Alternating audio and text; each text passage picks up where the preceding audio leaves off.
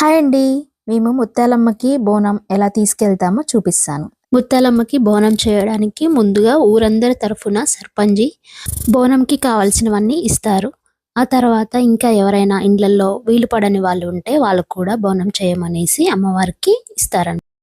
ఇలా కుండలు కడిగేస్తాము మేము. ఎన్ని బోనాలైతే వస్తాయో అన్ని బోనాలకి మంచిగా కొబ్బరి పీచు పెట్టి లోపలంతా క్లీన్ చేసి పసుపు, నూనె 2 కలిపి మంచిగా కుండకి బాగా పట్టిస్తామన్నమాట.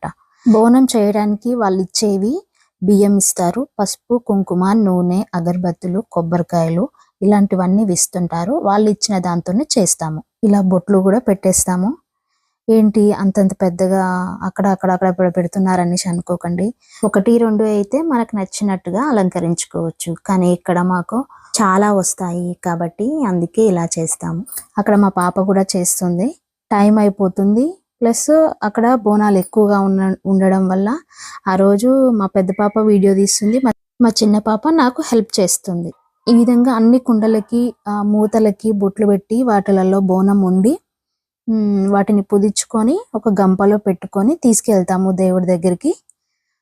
వేపరిళ్ళలు ఇలా పెట్టుకొని పూలు గిట్లా అలంకరించుకొని దీపం వెలిగించుకొని ముత్యాలమ్మ దగ్గరికి వెళ్ళి బోనం పెట్టేసి వస్తామన్నమాట.